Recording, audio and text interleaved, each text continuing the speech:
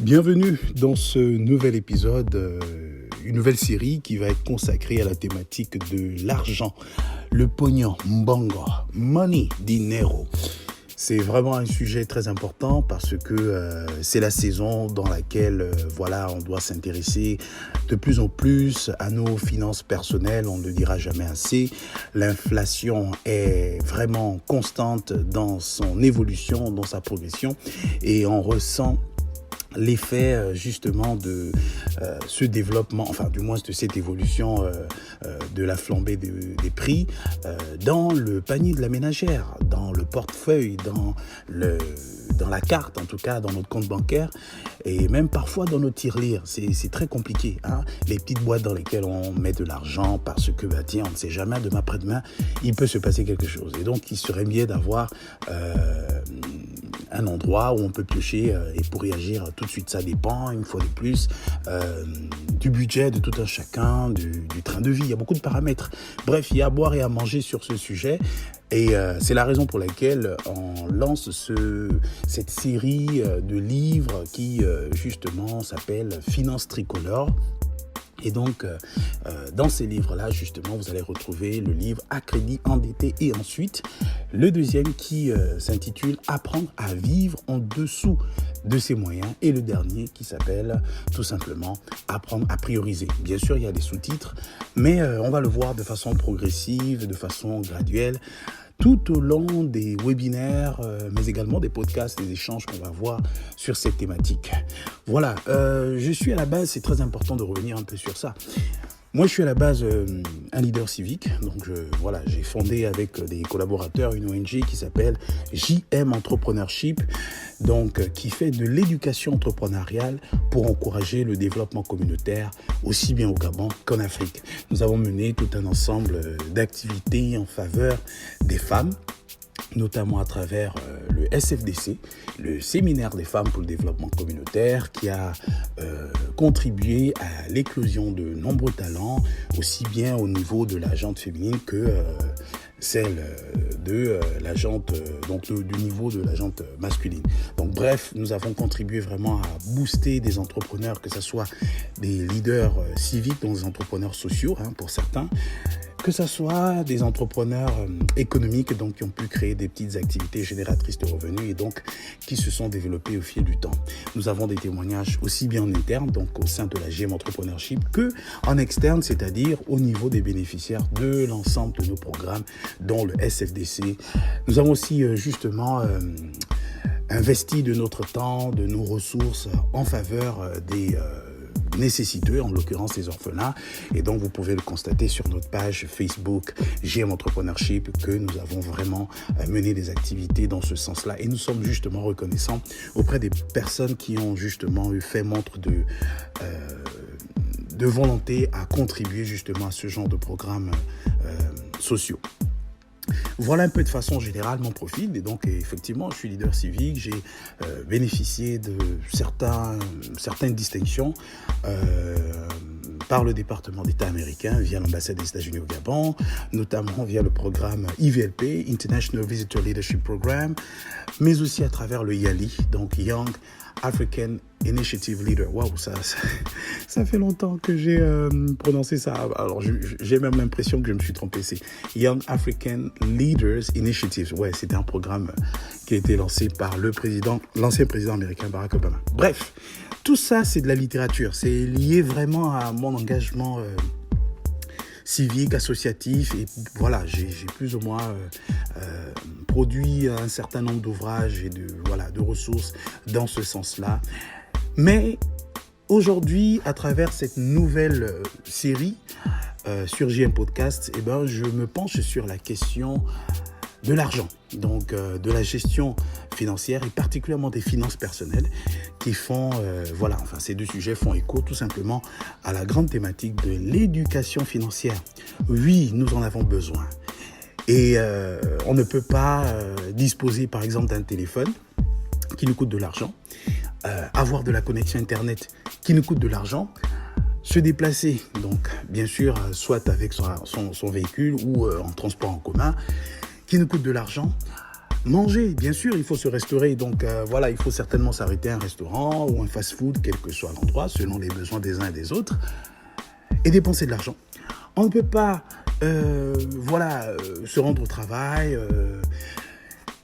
Voilà, une fois qu'on est au travail, voilà, à un moment donné, on va devoir se vêtir, d'accord? On va quand même faire tout pour, on va pas dire démontrer ou affirmer, voilà, qu'on est arrivé ou que, on est aisé d'un point de vue professionnel et donc financier. Non, pas forcément, mais il faut quand même bien se vêtir. Et se vêtir, donc, nécessite de l'argent. Bref, le dénominateur commun de toutes ces activités, donc de tous ces verbes qu'on a conjugués, est tout simplement l'argent. Donc, on ne peut pas être impliqué dans autant d'activités, donc conjuguer autant de verbes, c'est-à-dire se vêtir, se déplacer, manger, téléphoner, communiquer avec les uns et les autres sans avoir d'argent. Donc finalement, l'argent est la pierre tournante, on va dire, plus ou moins de tout cela. Et le dire n'est pas mauvais, parce que si le but de cette série que nous débutons déjà là, c'est vraiment de décomplexer le sujet de l'argent. De toute façon, il y a tellement de personnes qui abordent ce sujet que voilà, ce serait tout simplement un énième rappel, s'il faut dire ça comme ça, pour davantage renforcer l'intérêt de ce sujet. Donc bref, je suis vraiment dans cette saison-là avec vous qui écoutez ce podcast, qui justement avait manifesté un intérêt à l'écouter jusqu'à 7 minutes, je ne sais pas exactement combien, mais bref, c'est vraiment le temps de s'intéresser à ce sujet-là.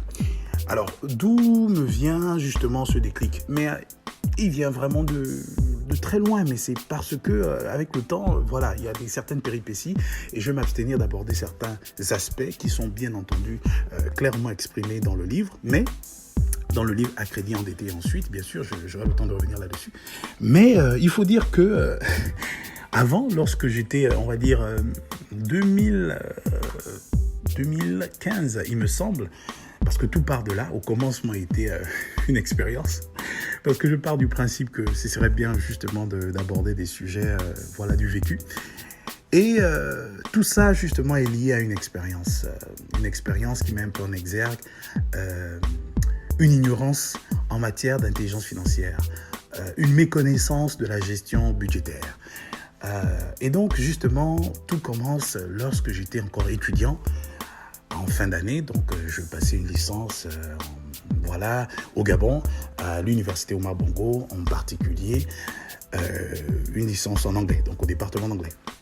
Et donc j'étais avec des amis et nous étions passionnés d'entrepreneuriat et particulièrement suite à le lancement d'un programme qui mettait en avant l'entrepreneuriat agricole, notamment à travers des coopératives. Et donc, nous sommes intéressés à ce sujet et on a fondé une coopérative. Et de là, justement, on va se mettre à solliciter des contributions, donc des subventions, des fonds de la part de certains organismes locaux, donc au niveau du Gabon. Et là, nous allons recevoir justement un avis favorable de la part d'un partenaire. Voilà. Et du coup, nous allons recevoir un mini-financement, on va dire un micro-financement de 5 000 $ américains, donc on va dire 3 000 et quelque chose d'euros, sinon en francs CFA, on va être dans les 3 millions et quelque chose. Et donc du coup, 2 millions 700, 800 quelque chose, voilà, par là. Mais c'est beaucoup quand on est étudiant. C'est beaucoup quand on sait que la bourse, c'était quoi, 85 000 francs CFA, quelque chose comme ça.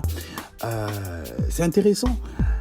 Et du coup, ça fait rêver, ça donne l'envie de se dire, on peut vraiment aller très loin dans ce que nous sommes en train de faire.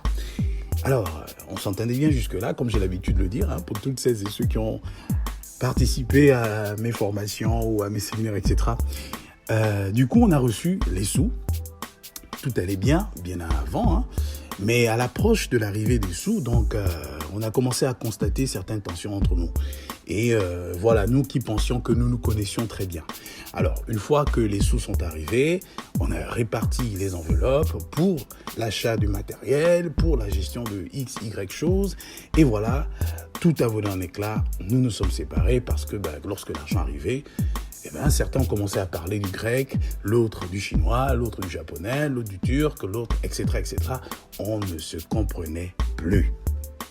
Vous l'aurez compris, l'argent est venu mettre en exergue tout simplement nos limites, notre ignorance en matière de gestion budgétaire, du moins en matière d'intelligence financière, parce que tout était budgétisé, mais malheureusement, nous n'avions pas l'intelligence financière nécessaire pour bien gérer nos émotions, pour bien gérer plutôt, autant pour moi, pour bien gérer là où justement, enfin les priorités et surtout la sagesse en fait, plus ou moins veiller à ce que voilà tout soit bien coordonné, bien fait pour que nous évitions pour éviter en tout cas les dérives. Mais bon bref, c'était déjà trop tard. Boum, le projet a volé en éclats. C'était vraiment un gros coup. Voilà, et quand je le dis vraiment, c'est pas que c'est les autres qui avaient tort, hein, c'est tout le monde, moi y compris, on a mal géré. Et donc ça n'a pas vraiment marché comme il se fallait, parce qu'il y avait un problème. Ce problème concernait l'ignorance en matière d'intelligence financière. Et ça, vraiment, c'est quelque chose qui touche beaucoup de personnes, effectivement, qui sont dans le secteur du non-profit, donc du non lucratif, donc des organisations de la société civile. Donc vraiment, là, je m'adresse d'abord à ma communauté directe. C'est des personnes qui sont engagées associativement et qui, généralement, on sait que lorsqu'on est bénévole dans une association, on n'est pas assez à l'aise financièrement. Et donc, on se cherche, et donc on cherche une expérience, et sur la base de cette expérience, on peut se bâtir, on peut se créer des opportunités, et donc, se retrouver un peu financièrement quelque part. Et en général, cette limite, lorsqu'elle est en plus de cela entretenue, peut-être même parfois, quand elle est justement le fruit d'une ignorance financière, dans l'intelligence financière, eh bien, ça devient très compliqué. Très compliqué, pourquoi ? Parce que lorsqu'on doit être responsable, par exemple, de la gestion des finances de l'association, parce que ce n'est pas toujours des experts, des personnes qui ont un profil académique en lien avec les finances, qui gèrent toujours la trésorerie des associations, eh bien, on se retrouve avec des détournements, de problèmes. Parfois, c'est le président. Et je me rappelle encore d'une anecdote qui m'avait été partagée par un ancien coopérateur, il s'agissait en fait d'une coopérative ou d'une association ou d'une ONG, je ne sais même plus très exactement, au Cameroun. Et donc les gars, ils avaient monté l'association, tout était bien fait. Et il y avait un projet justement qu'ils avaient soumis à un partenaire de la place et ils devaient donc recevoir un financement. Les gars, ils ont défini le budget. Ils ont alloué même des salaires au bureau exécutif. Le président avait un tel salaire, tel avantage. Le secrétaire général, ceci, la trésorière, cela, etc. En fait, ils ont monté tout le projet, ils ont défini le budget et ils se sont rendus compte, enfin, il y a un qui s'est rendu compte, mais en fait, l'argent est fini.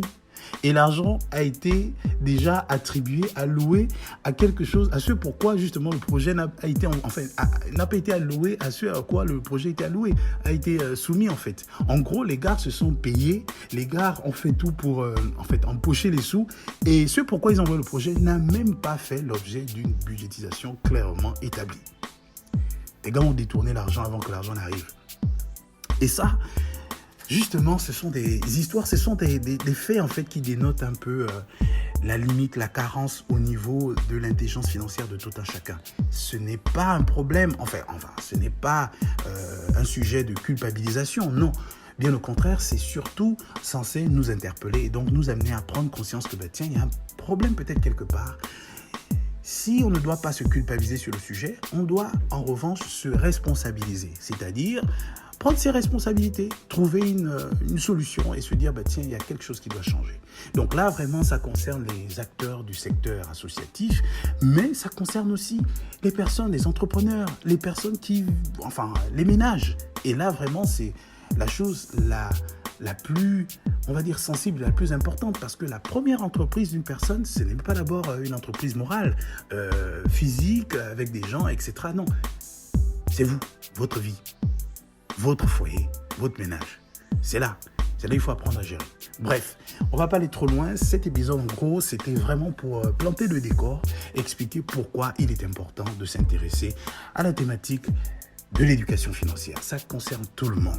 l'inflation en train de battre son plein, plus tôt on comprendra, plus tôt on fera l'effort de s'intéresser là-dessus, mieux on saura comment s'adapter justement à cette évolution constante et déstabilisante que génère l'inflation. Et donc voilà, je ne vous en dis pas plus, nous sommes arrivés à la fin de cet épisode introductif de la série Finance Tricolore qui met en exergue 3 ouvrages que je vais vous proposer. Alors le premier, une fois de plus pour rappel, s'intitule « À crédit, endetté et ensuite, comment sortir définitivement de la spirale ». Je vous en dirai un peu plus au moment venu, c'est-à-dire lorsque je vais aborder un épisode en lien avec ce premier ouvrage, qui est déjà disponible au Gabon, mais également sur Amazon pour toutes les personnes qui résident en Europe, en Amérique, etc. Bref. Le deuxième s'intitule « Apprendre à vivre en dessous de ses moyens ». En fait, vraiment, c'est une suite logique. Et le dernier, bien entendu, c'est apprendre à prioriser parce que nous sommes exposés à de nombreuses sollicitations ici et là et c'est à nous de pouvoir définir le filtre qui nous est bénéfique et qui peut aussi justement l'être pour les autres, mais selon nos priorités. Bref, il y a tellement de choses à dire, il y a à boire et à manger, bref, sur le sujet. Voilà un peu de façon générale ce qu'on pourrait retenir de ce premier épisode. Je vous remercie de votre écoute, mais n'hésitez pas, alors là, surtout, n'hésitez pas à vous procurer l'un de ces ouvrages qui, justement, contribueront à votre édification sur le sujet. Merci et à bientôt.